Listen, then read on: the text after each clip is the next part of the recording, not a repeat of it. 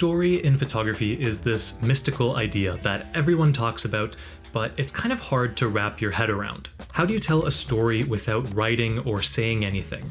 How do you make an image speak for itself? Today, I'll show you one easy trick I learned to instantly add story in your images, and it's a lot simpler than you might think. Where story begins is with the power of association. Story often isn't in your subject alone, it's in your subject and something else. When you put two elements together in a photo, your viewer automatically starts making connections and asking questions. To start at the basic level, we can break it down into one simple idea: your subject and something else, a supporting element, the woman and the man, the motorcycles and the old hotel. Our brains look for connections and ask questions. When we see two elements together, we can't help but imagine the possible relationship and story between them. And your "and" doesn't have to stop at two. Sometimes it's the third element that makes the story interesting. The tiny house and the bike and the overgrown plants. Now your brain starts firing off even more questions. How long has this place been here? Who owns this house? Why is it like this? What's up with these plastic water bottles in front of the road? You do still, of course, need balance and organization, so be careful not to go overboard. More doesn't always mean better. Start with 2 to 3 elements and build your way up from there. And that's just the starting point. There are actually different types of ands you can use, which is where it starts to get really interesting. And somebody please run an and count for this video. I feel like that number is going to be pretty high. So the interesting part is that your and can take different forms. It doesn't have to be 2 people or 2 objects. Your and can be any combination. Once you start noticing this, you'll see these patterns everywhere, and we can break it down into 3 simple categories. First, subject and object. A person and an object instantly adds a narrative. The man and the work bag. I'm wondering where he's coming from and where he's going. The chef and the food.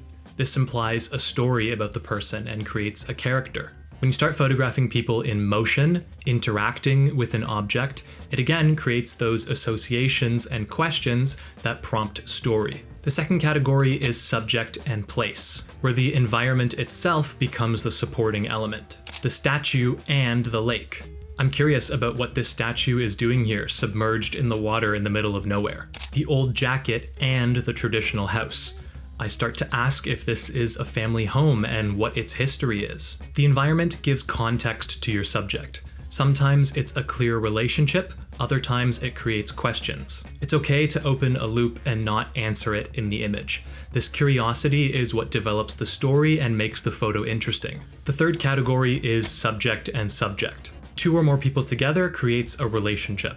The man and the woman. We see this and wonder things about their relationship. What's their connection? The friends together. It doesn't always have to be an and sentence directly. There are still multiple people here and we see a connection between them. When you start spotting these categories, subject plus object, subject plus place, subject plus subject, you'll realize that story can come from almost anything in your frame. The next step is training your eye to spot these opportunities and practice putting them all together. When you start to blend subject and something else in an environment, you start to create a layered story in your image. This is how you take it to the next level once you're comfortable with the basics. Don't take this as the expectation right away, I just want to show the next progression. Let's go back and look at some of the previous images, because there's more to them than how I initially described them. Here we have the traditionally dressed woman and the businessman carrying umbrellas in the night city.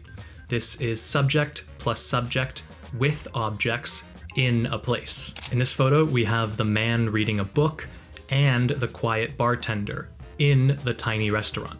This is another of the same, subject plus subject with an object in a place. But it's also unexpected because you don't see people reading books in a bar at night very often.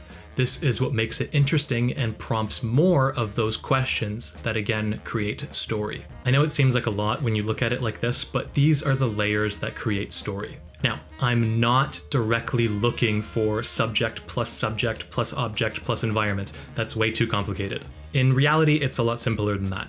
I'm out with my camera and notice interesting scenarios in interesting places. Sometimes it's 2 elements, sometimes it's 4. Some photographers can balance even more.